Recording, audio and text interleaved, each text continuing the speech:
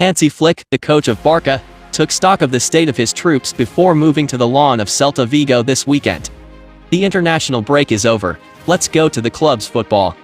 This weekend, Barca, one of the most dazzling teams since the beginning of the season, is moving on the lawn of Celta Vigo. An important match for the Catalans defeated just before the break on the lawn of Real Sociedad and who will seek to revive themselves with to receive Brest in the Champions League. But to do this, the Blaugrana will have to do without the absent Lamine Yamal phenomenon. As Hansi Flick announced in a press conference, Lamine will not be here tomorrow. It's very important, but you have to adapt. The important thing is that it comes back to 100%, he said. Bad news quickly offset by two big news stories. First, the German technician claimed that Gavi was visibly back to 100%, explaining that he could now play a leading role. Until now, it was rather used in a replacement role. In addition, Flick announced the return of a revenant in the person of Ronald Araujo, injured this summer during the Copa America with Uruguay and who returns for the first time of the season in a list. Enough to make the Barca fans smile when they see the squad thicken week after week. Barca received a boost for injuries with Ferran Torres, Eric Garcia and Hector Fort returning from injury. Ferran, Fort and Garcia trained normally with the group before Barca's match against Celta Vigo on Saturday. Ansu Fati and Lamine Yamal are the two players confirmed to have missed the match against Celta due to injuries. Robert Lewandowski should be available for the match after suffering from a muscle problem for 10 days. The future of Pablo Torre is a hot topic in Barcelona at the moment, reports Giants FC. Barca's sporting director, Deco, met with Torre's agent this week for crucial interviews after his playing time dropped considerably. Barcelona likes Torre's attitude in training because he keeps fighting and shows why he should play, but the players in front of him don't make things any easier for him. Hansi Flick has to choose between Torre, Dani Olmo, Pedri and Fermin. So Torre has only played 6 games and 205 minutes in all competitions this season. There is now a strong possibility that Torre will leave Barca in January, probably on loan. Nico Williams would still be in Barcelona's sights for a possible transfer next summer.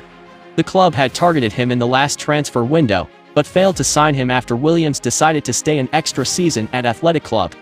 Barcelona remain interested in the Basque winger, and several people within the club appreciate his profile. However, concerns are emerging that his arrival could disrupt the development of Lamine Yamal, considered a key element of the club's future project. The club is careful not to harm Yamal's evolution, especially since he is close to Williams. Williams' arrival might appeal to Yamal, but it could also distract him from the club's long-term plans.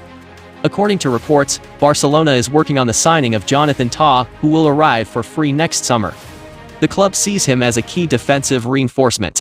This transfer could have important consequences for the future of Ronald Araujo. Barcelona could be forced to sell the Uruguayan in order to balance the finances, with rumors suggesting that they could get between 70 and 80 million euros. It would also free up payroll space for Tah's arrival. Araujo has suffered injuries this season and has not played under new coach Hansi Flick. In addition, several major clubs, including Chelsea, Manchester United and Paris Saint-Germain, would be interested in him. Tah, which also attracts the attention of Bayern Munich and Real Madrid, could strengthen Barcelona's defense without significant transfer fees. Its decision on a possible transfer should take place in 2025, and Barcelona will have to act quickly to secure its signature. Marc Casado made his first start with the Spanish team in their match against Switzerland, distinguished by a remarkable performance.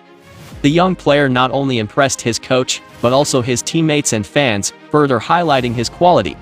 Under the leadership of Hansi Flick in Barcelona, Casado's form was impressive, proving that his rise was no accident. The midfield quickly became a key part of the Blaugrana's defensive system, bringing a strong presence to the double pivot.